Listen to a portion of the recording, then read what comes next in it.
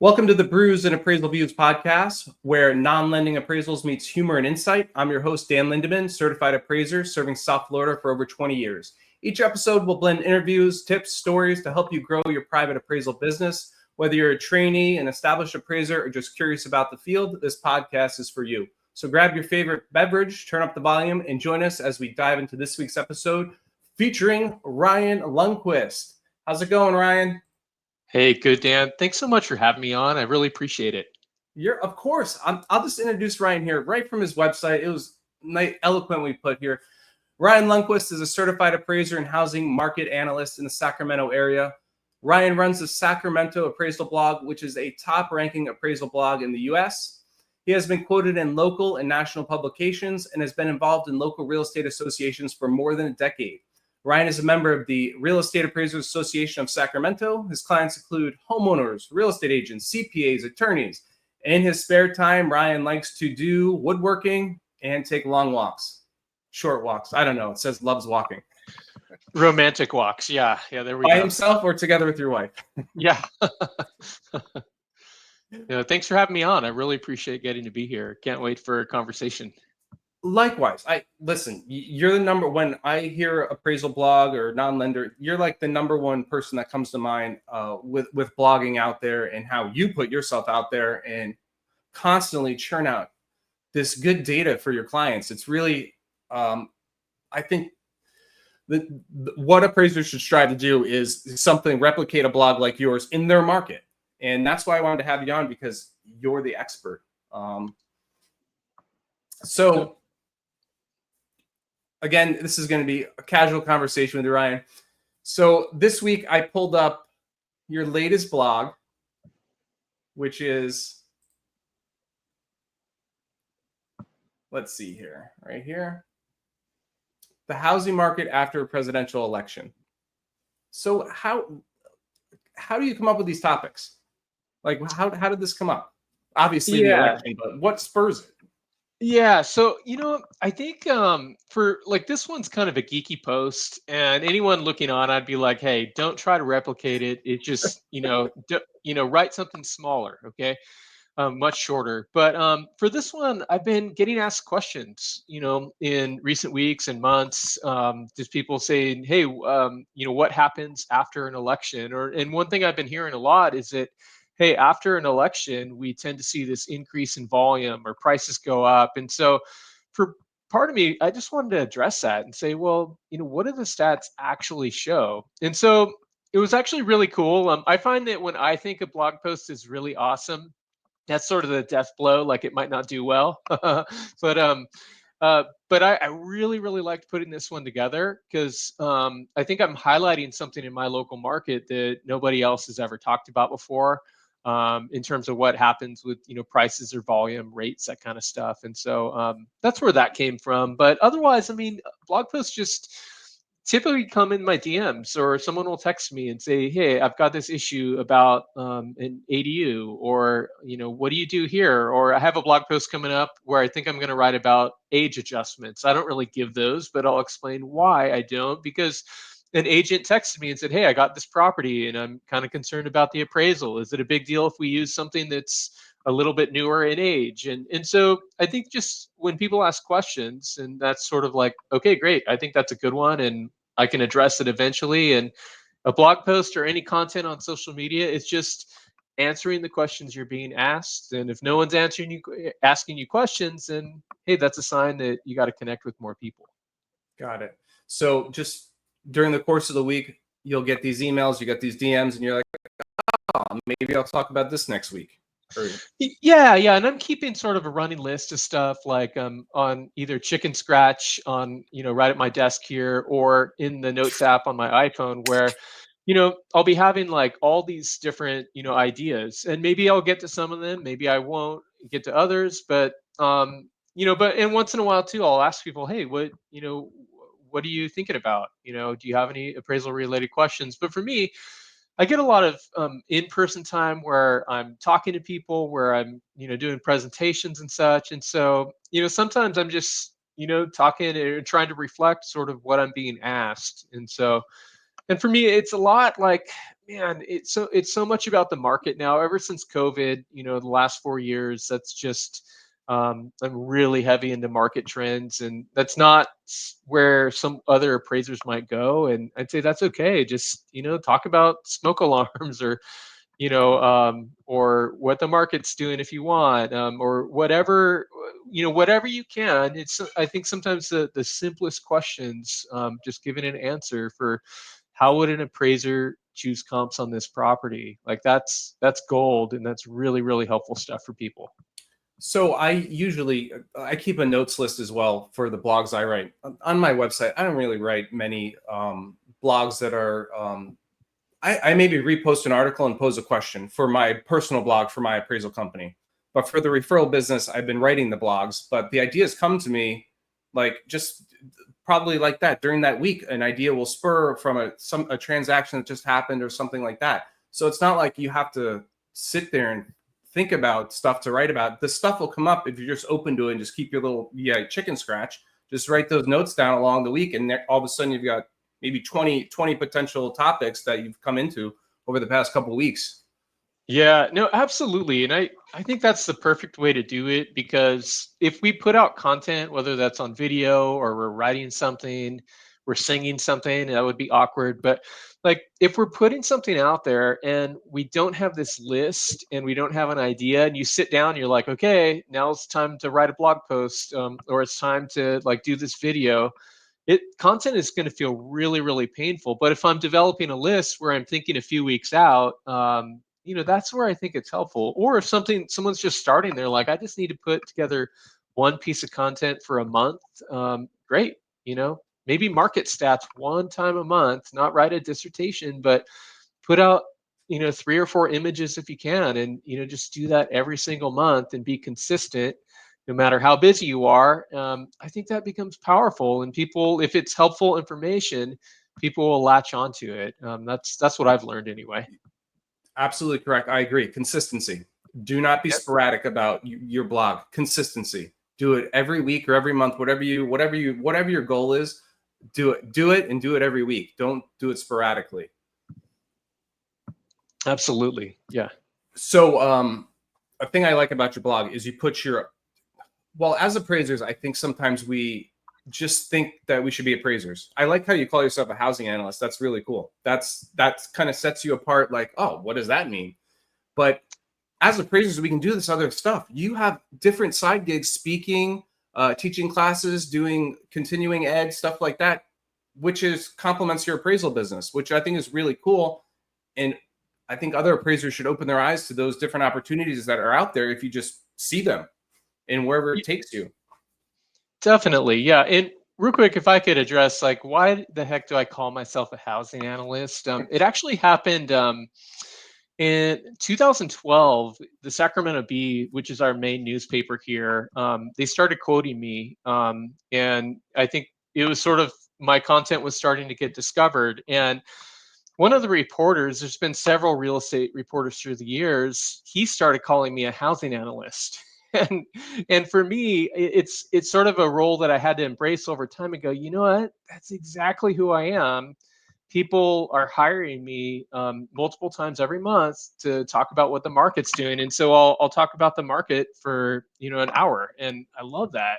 But it's directly related to me appraising, and what's the market doing, and just stuff I've learned over the years. And so, but that's kind of where that came from. It's not like, hey, Ryan's really thinks highly of himself. It's sort of a title that I think was maybe born in the marketplace, and where I thought, yeah, that's who I am. And so that's why my email signature says appraiser and housing market analyst, or whatever it says. Looking at your blog, I get your blog every week. It's every week, right? Is that what you're doing every week? Once a week. Yeah. Housing analyst is perfect description. Reading through that blog and all the stats there, I think it's a perfect description of you as housing analyst. So right on. So I like that. And I also like I like the memes you put up there. That's really cool. That's really funny. And I've actually kind of not copied it, but I liked putting an image. That's great. I like how you do the memes every week. That's kind of cool. Got to try to have some humor in there somewhere if we can. So absolutely. So absolutely. I'll be honest. Yeah. This was the goal for the podcast too. There's there's enough content out there that's professional and rigid and stuffy. So I just wanted something laid back and, something a lot of people can relate to and not have to and just relax listening. No, right on, right on. And this is nerd stuff too, like all my graphs today, but so many of these, they're so easy to replicate. And I think what I encourage appraisers to do is just, start pushing out some stats if you can once a month. I think that's powerful. Dan, can you scroll up to the very top of my blog? Then can you click on stats? It should be on on the navigation bar. And then if you could just scroll down just a little bit. Okay, so do you see that top image? I would just recommend, like, don't try to do, cover 9 counties like I do. That's ridiculous. But do one image per month, just that, where you're tracking some basic stuff. How is the market today compared to 1 year ago? You can even use that stuff in your appraisal reports. But I really like it as an appraiser when I follow stats like this. I feel like it keeps me sharp in my gives me an objective sense of what the market's doing, but it sort of forces me to understand, like, well, how are different things moving, and what happens at this time of year to inventory or to sales volume, or what's sort of a normal price softening for the fall season.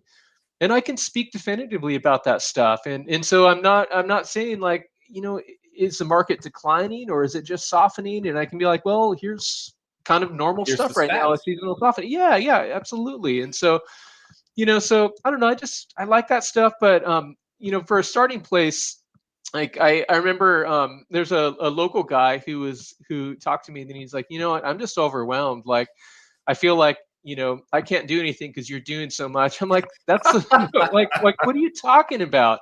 I'm not a hog, and there's so much business to be had out there. But I think that we have to come to the marketplace with some sort of value proposition. We can't come empty-handed. It's like showing up to a friend's house and not bringing, wine or an appetizer or something when you're invited to dinner. And so we've got to show up with something.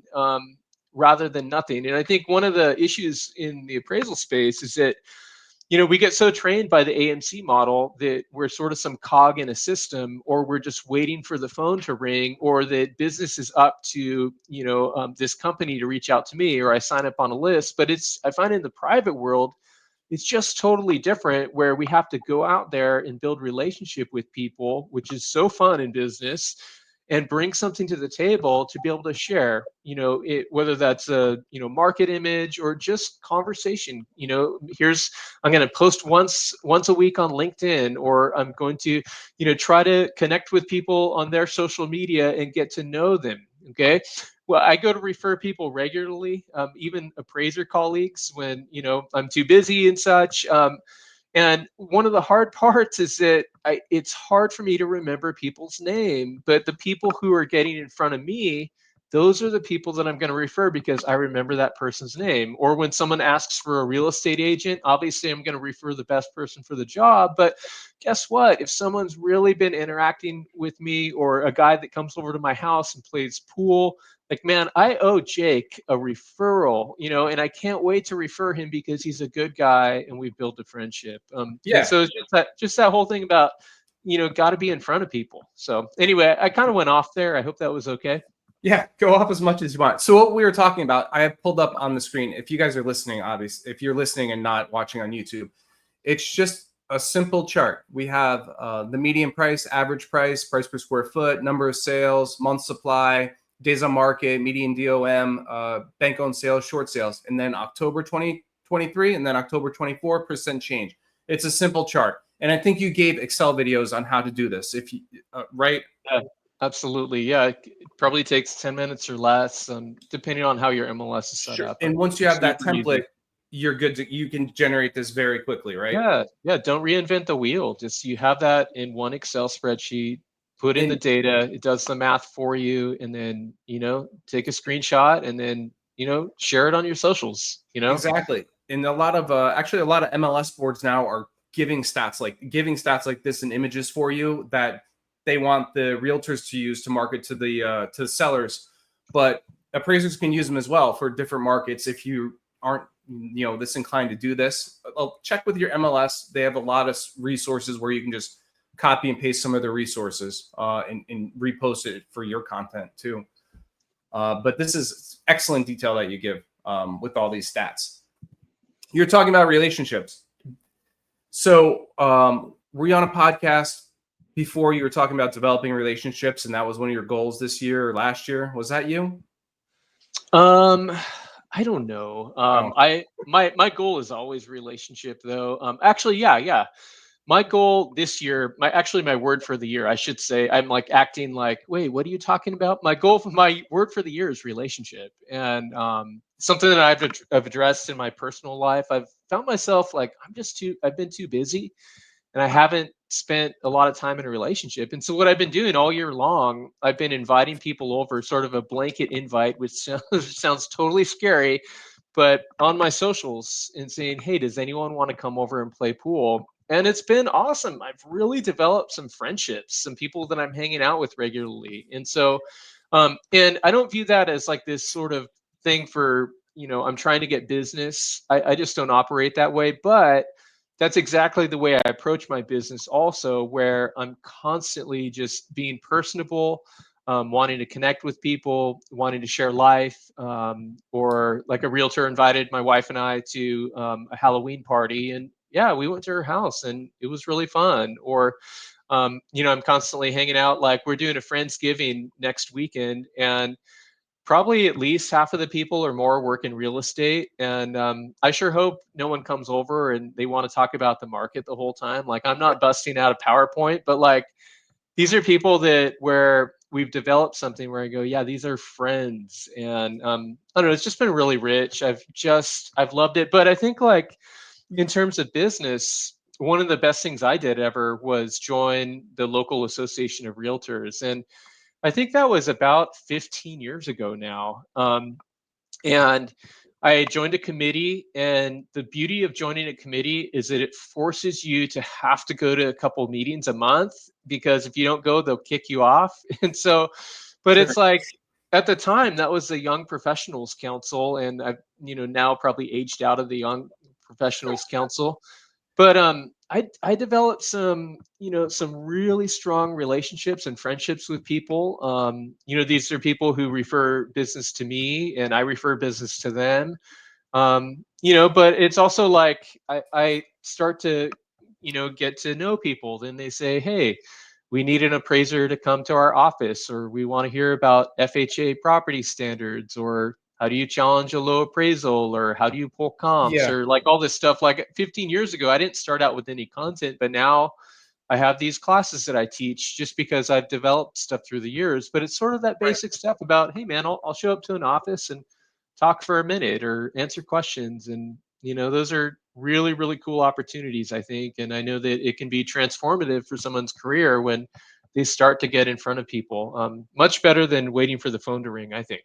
Yeah. So you're talking about the relationships. I would say For sure. when you're inviting people over for pool,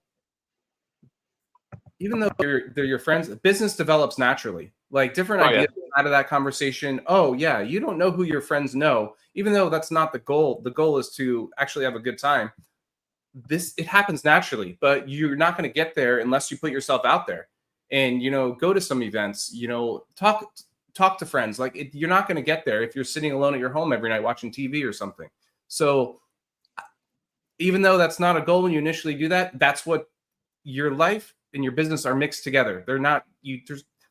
There's no such thing as work-life balance. It's all combined into one. So when you're doing those things, that's helping your business, even though you're having a good time, and that's great. And you're talking about customer service. That's super important at all times with everybody, and having a good attitude and being personable with people. That goes a long way to being referred to in the future.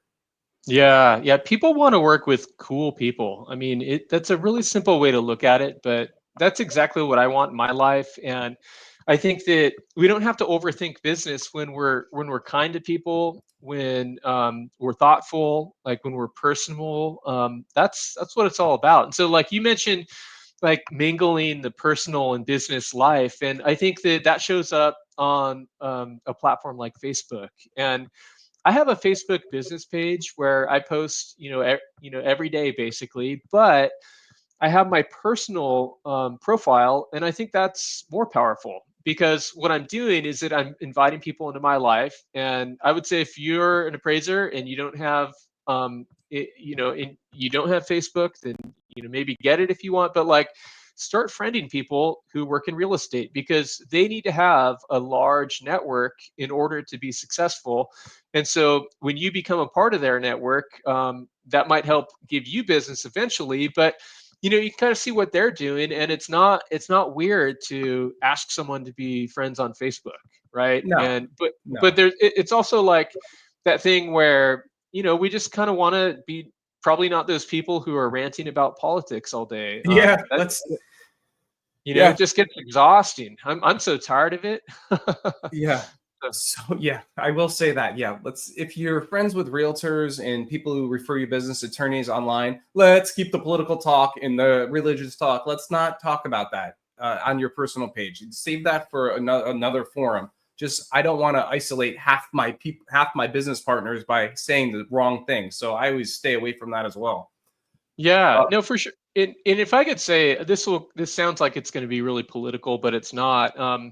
I think both sides right now, they look at each other and they fundamentally look at the other side and go, I can't believe you voted for that person. You're a psycho, right?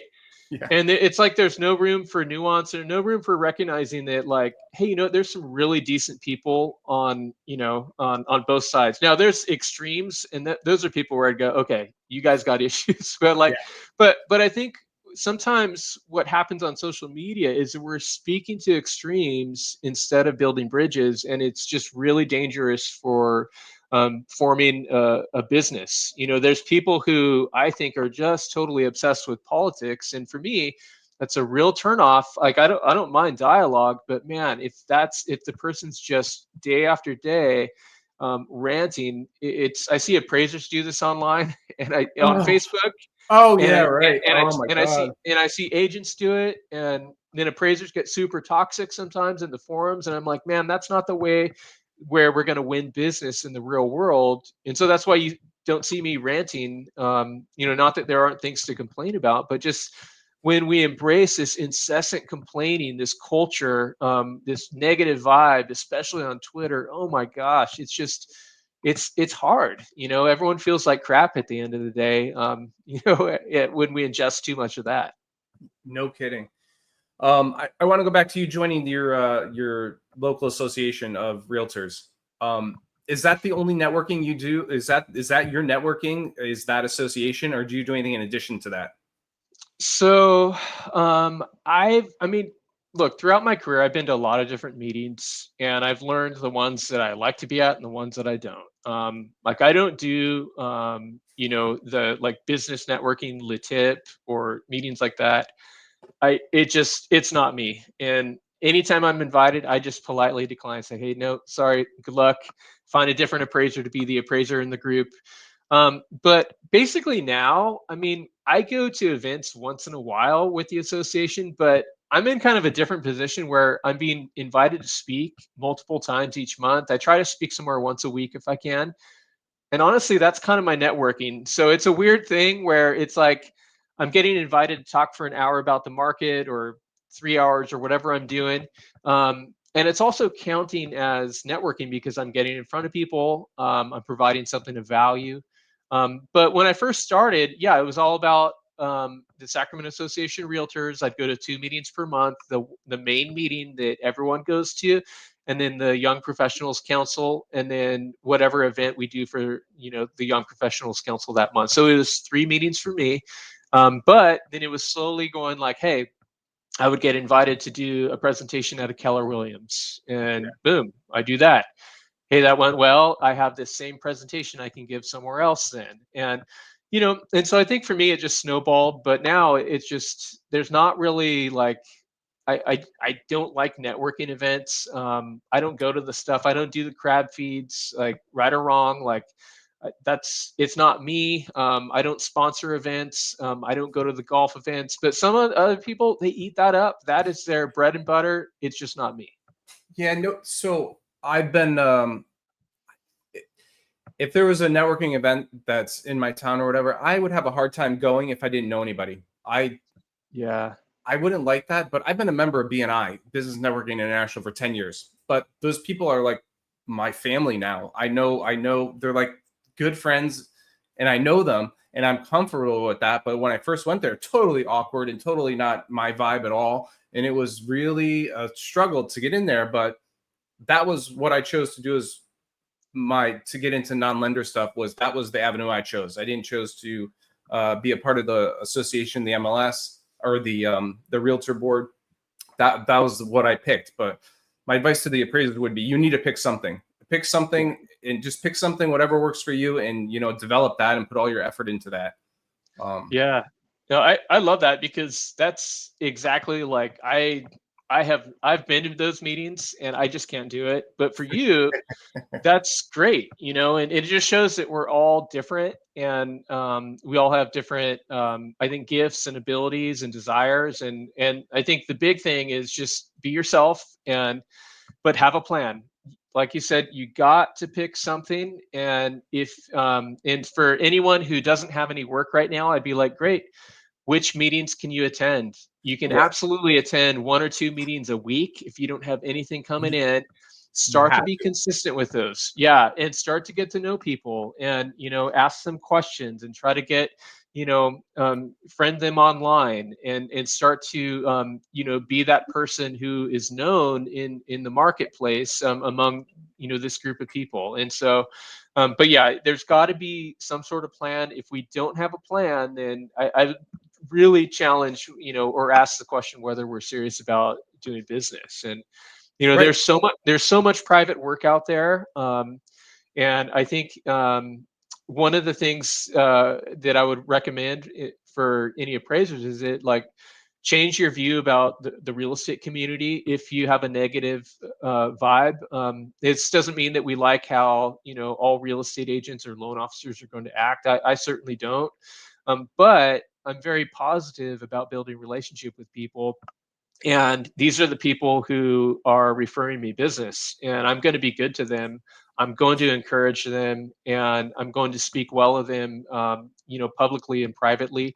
And I'm going to avoid the people who I really don't want to do business with for lots of different reasons. And so I just say that I think there's a mindset shift, with the way that we view real estate people. The bulk of my referrals for private work, estate appraisals, divorce appraisals, it often comes through real estate agents, even today. There's a lot of attorneys I work with. For me, I didn't start attending attorney meetings. That's a brilliant way to go, but that's just not the way that I went. A lot of it came through getting to know real estate agents and then being a funnel to private work. And so in my mind, they're the gatekeepers to private work. And so if you don't have any work and you're looking for someone or looking for private work, I would just ask, who are the gatekeepers? Whose doors do you need to start knocking on? Which meetings do you need to start attending where these people are? And start putting yourself out there. It's so scary, but it's so rewarding when it happens. So Yes, I just, exactly. yeah, appraisers are worth knowing. Appraisers know a lot of stuff, and I would love to see more appraisers out there who are publicly, out there where people can really look and go, "Gosh, yeah, I really like appraisers," or "This person has really changed my mind about who I thought appraisers were." And so that's really awesome stuff when we hear those types of things. Yeah, I think a lot of agents don't realize. Well, one, yeah, appraisers absolutely need to treat an agent like they're like a business source, like a referral source. They need to treat agents like that, and don't put them down and all that. But appraisers in their market need to educate their agents too, like what a resource I can be to you, like even pricing stuff for you. I can take that pressure off of you, or you and the seller disagree. I'm your resource. Instead of not taking that listing, recommend an appraisal and they'll figure it out. You're more apt to get that listing now. It's once you tell the agents in your market how good of a resource you can be to them, your cost doesn't even matter. Them spending $400 or $500 or the seller spending that doesn't matter. It makes their life so much easier. Absolutely. Yeah. And I find that if your fees are a little higher, but people know you, that's the best type of referral, and then they'll pay. And so if they say, okay, well, your fee's a little bit higher, but this person referred me, and so that's cool too. I definitely like that aspect. Yeah, regarding those fees, when you get a referral from somebody, the fee is not even a question. You just name your fee. It's not a negotiation. And they're like, yeah, yep, I'll do it, because they don't want to look on Google. They don't want to, cold call and try and, figure it out that way. So that's the best part about a referral is it's your fee. Your fee's your fee. And they really don't negotiate with you within Yeah. reason, obviously. For sure, of course, and and sometimes if someone's, I don't know, if there's no work, then it's sort of someone negotiates, and it's like, yeah, hey, I'll I'll negotiate down, but when you're busy, then I don't know. I mean, it's not even an argument though. I find in most cases, but sometimes from the get-go, I can sort of feel like, okay, this person's going to be a problem, or they're just arguing so much about a fee. I'm like, hey, here's my buddy, call my friend, or all right, just encourage them, shop around, Yeah. call 3 other appraisers. If you don't like this, that's fine. I just need to get off the phone because this isn't going to lead anywhere. Yeah, those calls from Google, I'll be like, if you're calling around, I'm not the cheapest. I'm telling you right now. So if you're going by price, hire somebody else. They need the business, and you can go ahead with them. Totally cool with that. Totally fine with that. They can have the business. That's how I approach it when they try and like ask for like $150 off or something. Because there's appraisers in my market who are like $300, $400, whereas opposed to I'm like 100 or 200 more than that. And there's enough business where they can be busy and I can be busy with the higher price work. Yeah, and and that's the cool part. There's no set fee, and hey, whatever the business is worth, like to the consumer, here's my fee, here's what I'll do it for, and they can accept it or not. And and I like hearing that there's no, just like there's no standard commission, there's no standard fee. You always want to be careful about that. So um, So you're speaking. You said you try and do once a week, and you're getting paid You're getting paid now for these the speaking assignments or these speaking gigs. I do charge for Great. those, and I started actually. What happened was, during COVID, things shut down. Like, I've had a blog for, I think, 15 years, or maybe 16 coming up. I think it's going to be 16 this year. Yeah. And like, and I've been speaking in offices for a long time. I did it for a long time for free. Okay. But COVID happened, and I would have like a Zoom meeting with an office almost every day, and I got so burned out. I actually got sick. Long story. Like, took a few months off of work, but then after that, I was like, you know what? I'm worth being hired. I can't put together a presentation that takes me so many hours and not be compensated. And so, and it hasn't really made much of a difference, because I think what I'm providing is something valuable. And if someone wants to, bring in a special speaker, then I'd love to do it. And once in a while, it feels a little weird when I quote a fee or say, hey, I do charge for this, but I don't know. I find the vast bulk of the time, like, people are cool with it, and they're used to paying for quality, and they want something special that would help their agents. And man, I'm there for that. No matter what the market's doing, I'm bringing encouragement, I'm bringing hope, and I'm bringing market stats. It's just this awesome combination in my mind. And so, Yeah, I agree. Like, you could do both ways. You can do it for free and try and get business from the agents. The paid is even better, because the agents, that broker is going to be like forcing the agents to be there. I paid for Ryan to come here and give a talk. You're going to be in that office and you're going to hear him talk. So that's more of an incentive for the agents to be there when the broker is telling them this costs me money. And so I like that approach too. They're more an engaged audience because the broker's like, if it's an agent's office like that. So that's for sure. But I'll say this is that I'm still willing to do like I speak at the MLS meetings. I'm doing one next week. It's called the Downtown Regional Meeting for the Sacramento Association of Realtors. And I'm not charging for that. But my thing is, I always say, hey, look, I charge for presentations, and I'll show up, and without any preparation. And so I just, and I don't mind. Like, I love the idea of showing up and just being like, okay, we're going to talk shop for 30 minutes, and there's no slides. I can't hide behind a PowerPoint, nothing like that. So that's always fun for me. But like, I do that, I try to do every MLS meeting in the region if I can, once a year. And so there's places where like I really want to give and I really want to be there. And I think part of it just helps me be like, look, I don't have to be be paid for everything. Like I'm not like, Right. that's not how I'm looking at it. But it has been nice to develop something where like last year I spoke like, I don't know, I think 44 times or something. And so it Oh starts to my add God. up and where I'm like, okay, I'm starting to feel more of getting money for something like that. And noting that like, hey, market stats and perspective, I think there's income potential there for sharing perspective and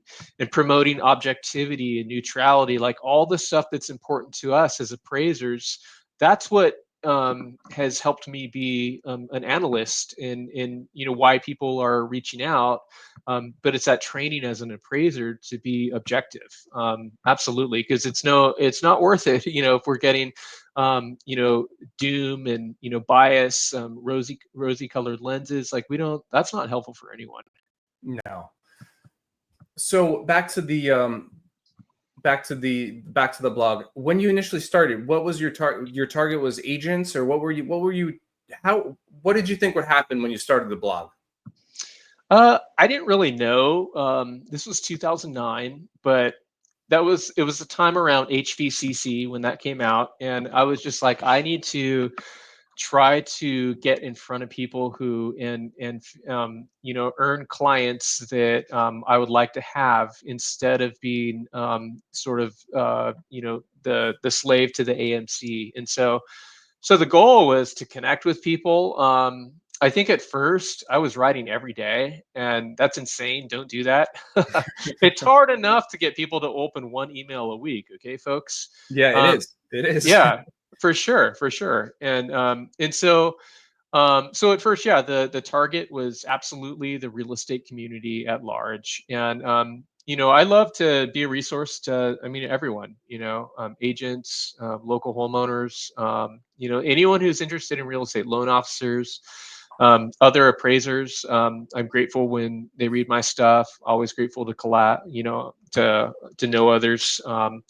And nothing's changed through the years. It's just sort of that general, here's my target audience. But what I found though too is that people start to subscribe from around the country. And so, I'm writing about Sacramento, like someone knows that when they, subscribe. And so Right. like, but I think that there's value there when you go, okay, what's this guy saying about the market? And maybe I can find language in my place. And so that's why I love following certain people online, because I go, maybe I'm going to learn something or pick up some lingo or think about, here's how I need to view things in my area. And so I'd say that, yeah, the target Sacramento, hands down.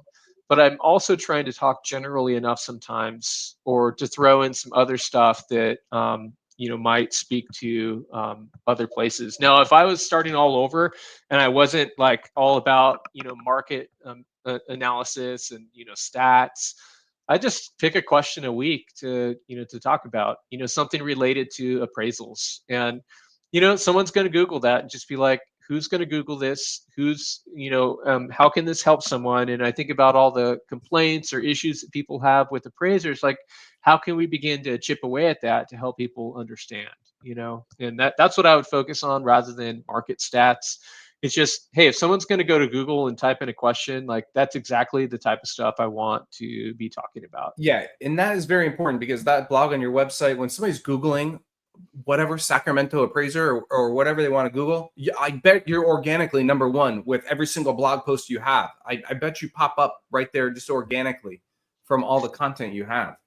Yeah, maybe so. Google's such a tough nut to crack, but I mean, here's my thing: is that I'm hyper focused on building relationships with people, and I think I view my online stuff as secondary. I know that sounds kind of weird to say, but like, I don't want my leads to come from Google. from strangers. I want my leads to come from people I know in a network that I've built, because these are people who can refer me constantly. We can do life together. I feel like that's a more powerful combination. Now, some appraisers find success through going straight to Google. I'm going to pay for ads. I'm going to do my own SEO, and they're going to get fancy. That's awesome. Like, do whatever works. But that's sort of I obviously I'm trying to get my content found online. I'm religious about putting out stuff on my socials, but I found that it's not enough to have even a blog. It's just, okay, I've got this blog, but then I need to share it in different places. And so, not that everyone needs to join all the social networks, but it's like there's just value in at least being going, like, I got to go where the people are, and I have to make time for that in my business. That can't be an afterthought, or when things aren't busy, to be like, okay, well, I guess I better, tweet something. like no, Right. I got to be out there constantly. And so that's why I am, whether And that's good or bad. so, like this last blog you wrote about the election and housing market, how long does that usually take you to do? Okay, so this blog was intense. It took probably 3 hours to write. And some of it was like really like research. Like there's some really cool insight in there, I think, into the local market, and so, yeah, I mean, just the graphs and all that stuff, like it took a while. And for me, I know what it takes to writing, especially like a short post. Like that's not me. Don't don't do the long stuff like I'm at. But like Your it blogs takes. are very long. They're very, very long. I know, but what I try to do is write in blocks, and to just sell the concept of like um, skim quickly or digest slowly. But it's honestly a critique. Like I need to like shorten this stuff up. But what I'm doing is I'm writing in chunks. It's very digestible. And if someone just scrolls down there like, I'm not interested in that, oh, okay, great. And so it's kind of become somewhat of a newsletter blast, where it's just not there's all these sections, but yeah, if someone was starting out, I'd be like, don't do that. It's too long. And but I don't know. For me, it's working right now. Maybe I need to change it, but I don't know. I just have too much to say. Yeah, whatever's working for you. So Heck yeah. Heck yeah. and you repurpose all this for LinkedIn, Facebook, Twitter? What, you repurpose it all from your 3 hours? All that content goes out that week on those platforms? Oh yeah, yeah. And not only did I build a background of knowledge that I'm going to carry into this whole entire next year of presentations. I have these awesome visuals. It's going to work for my presentations, but now I have stuff like I made a quick video for my Instagram today. I made a reel with some of my content today, and all week long I'm going to be hitting different aspects of this post. And so it's like I want the post to work for me and to try to share it online. One of the hard things about, I think, online right now is that the algorithm is really clamping down. If you share a link, whether it's on Twitter, even LinkedIn, I'm noticing right now, Facebook business pages, it is hard to get people to click on something and view your website, because everyone wants you to sort of pay to play. And so if you give them advertising dollars, then they'll show the link. It just Oh seems man. really shady. But like, I'm going to share my stuff. I can just share a graph. If they visit my blog or not, that's up to them. But like, I don't want to sort of, sort of be a whore for, pimp out my blog. And like, you got to like, it's all about getting clicks. Like, no, it's not. It's all about like, I want to share some information that I think is useful. And it's not always going to be attached to just a link. And so that's never, I mean, of course I want people to visit, but that's never the primary goal. The primary goal is connection. And then maybe if they like what Right. like what They're I'm only gonna, saying, they're going to subscribe. So yeah, they're only going to visit if there's a need. Like, I guess if there's an urgent need to order an appraisal or something like that, that would be for them to visit the website, and read the entire. They need a purpose to go to your website, and it's. I understand what you're saying about the blog, and if they make it there, great. But they're going to search you. Like, they'll search you if they actually need that service. So I wouldn't worry about putting the link in there. They're going to find you. There's so much. You're out there. Oh, for sure, for sure. And it's just all about like, I want to build a network. And the way that I view my blog is that once a week, I'm trying to feed my network with something that's hopefully worth reading. And so that's what it's all about. I'm trying to nurture the relationships to say, hey, here are some questions that are coming up about the election, and like, how do we want to think about this? Here's what the stats say. I think that's really, really powerful. And the truth is, some content's going to work, some's not, some won't, and um, the cooler I think it is, the worse it probably does. So Something that I've figured out is, you post something that doesn't work out or whatever, it's forgotten the next day. It's replaced by the next post. So it doesn't matter if you screw something up. It's just keep putting content out there, because it's going to be replaced and it's going to be forgotten if you screw something up, like an ad, or you screw up some wording or spell something wrong. I'd get so irritated with emails when I would see the email I got and like, oh my God, I sent out that email to 100 attorneys and it had something spelled, it had matrimonial spelled wrong or something like that. I'm oh like, oh. shoot. So, but then another email came out after that, and it's like, oh, it was no big deal. It is what it is. Yeah, we just want to get on base, and then you'll score runs eventually. Not try to hit a grand slam every time you go up. It's just we're going to strike out more often if we're swinging too hard, probably. Um, so yeah. All right. So next, I want to talk about comments on your blog, but first I wanted to plug the sponsor, which is for the podcast. So today's episode is brought to you by the Appraisal Referral Network. It's a community built by appraisers for appraisers. If you're looking to grow your non-lender business, connect with peers, get referrals, and expand your opportunities, you can find out more and join over 700 appraisers, your colleagues at referappraisals.com. So you get a lot of comments on your blogs, which is really good. I like that. And what's even more impressive, you respond to all the comments. Oh yeah, that's what it's all about. And I mean, I don't get too many. Sometimes a topic will be hot and people will, comment. But when you look at social media and posts, like barely anyone comments. I read news articles all the time. I don't ever comment on them, And so I just say, yeah, don't expect comments. But yeah, if they happen, like great. And so yeah, I respond to everything, absolutely.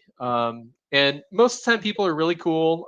Once in a while, there's something a little nutty, but I mean, it's really, really rare. But I love the social media comments. And it's all about like, I want to. If I don't have time to respond, I probably shouldn't even post, because I'm not blasting people. I'm sharing information and then trying to interact around it. That's what it's all about. That's where trust is born, relationships are born, and so that's why I do it.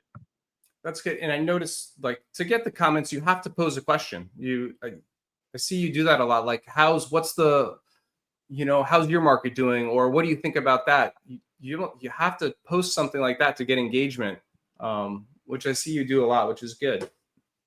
For sure, yeah, we got to ask questions and be available, and hopefully conversation will happen. So absolutely. When would you say the majority of the people who find you, is it from your blog, or is it from what? Do you keep track of that, where people find you, whether it's from your blog or from somebody you met at a speaking gig or something? Do you track that? I don't track it. I mean, it comes from all over. Sometimes it's people read my blog, or I know them on Twitter. And once in a while, I mean, kind of all the social networks. I've probably got business out of everything. But I mean, I don't want to sound like a one-trick pony, but I think a lot of it is just, hey, I know real estate agents, and I'm an appraiser that they like and trust, and they're going to refer me then. And so I'm really grateful for that. But yeah, sometimes it's strangers.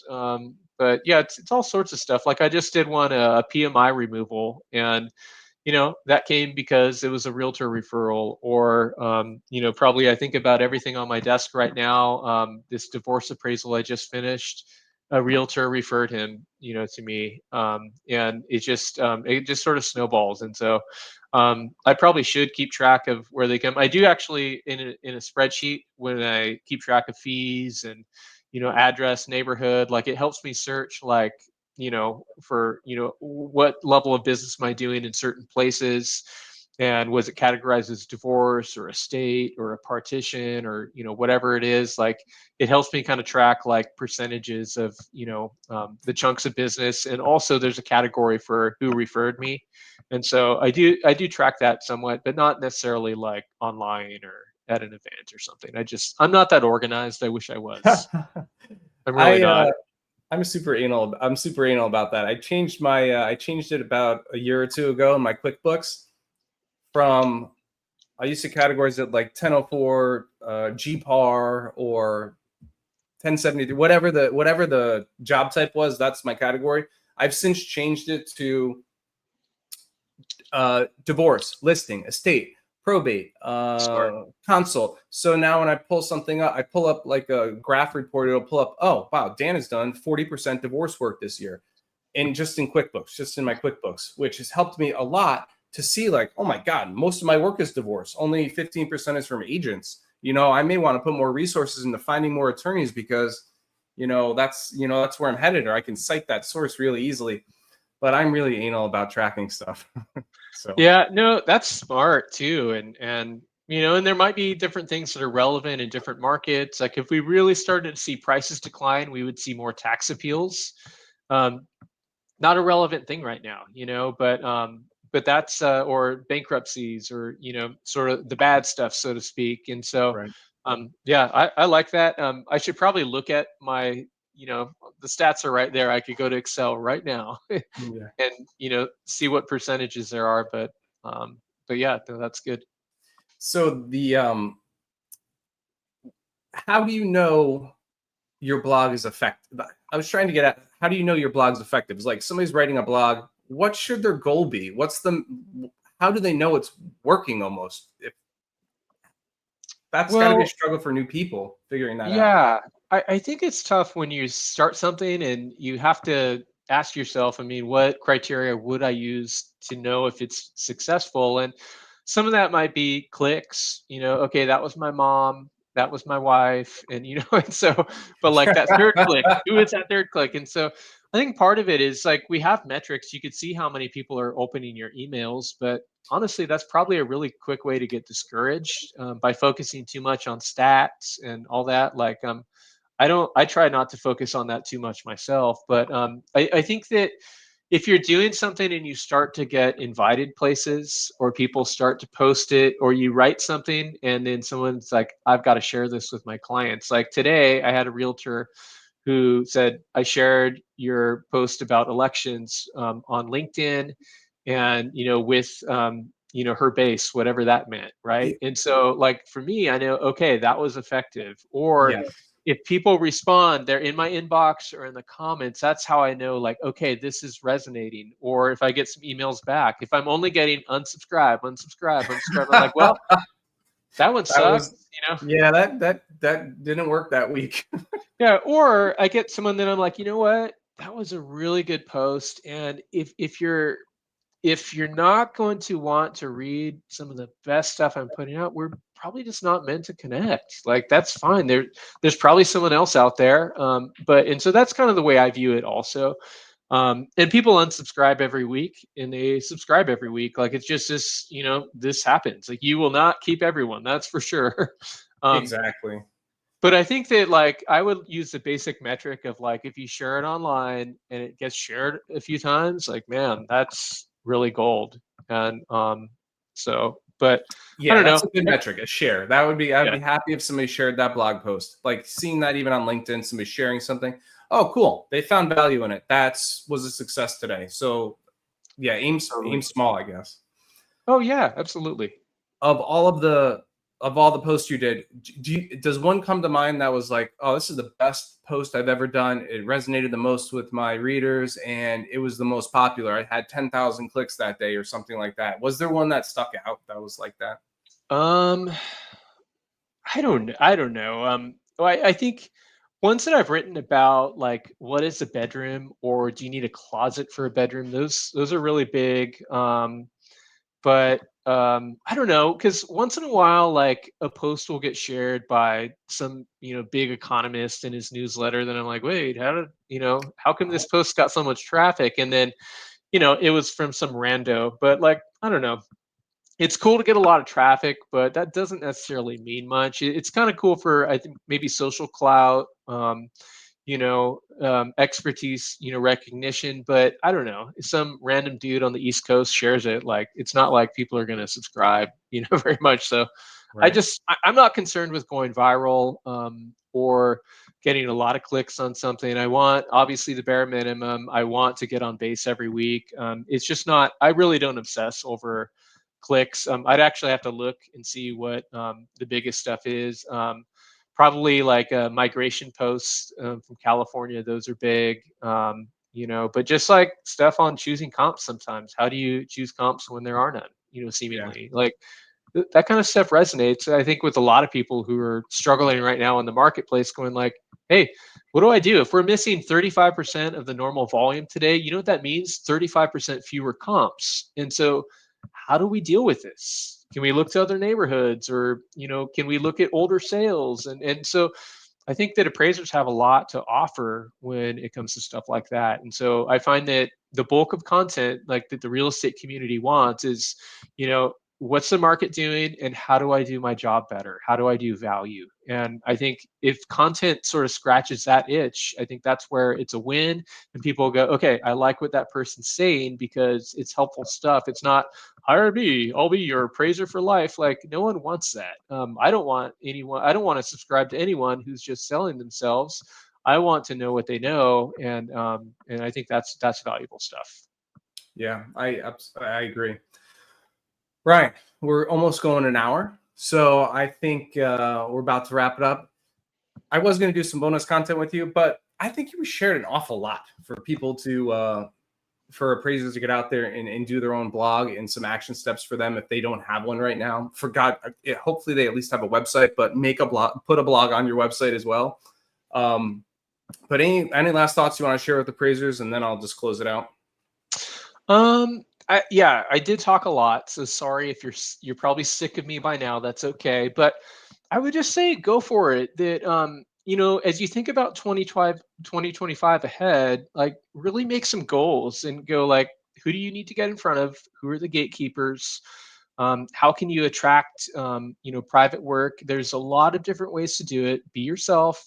It's just the basic stuff, but it's really developing a plan and then committing to it. Okay, who cares what anyone else does? But I want you, if you're frustrated and you feel like, I don't have enough work on my plate right now, like, I want you to be that person who's not online complaining. I want you to go out there and be that person who's doing. And I really have a lot of respect for colleagues. But one thing that you don't see me doing, I'm not like stuck on the forums. I'm like out there with people, and that's where I want you to be also. So, appraisers, that's your action step this week. I'm not going to say anything. Ryan just told you exactly what to do. So, appraisers, go out there and do it, and we'll catch you on the next episode. Thanks for tuning in, appraisers. Thanks, everyone. Thanks for joining us on the Brews and Appraisal Views podcast. I hope you enjoyed this episode and found some value in it, which you can apply to your appraisal business. If you enjoyed it, please subscribe and leave a review. It really helps us reach more appraisers like you. For more tips and to connect with other appraisers, visit referappraisals.com. Until next time, keep brewing up success in your business, and I'll catch you on the next episode.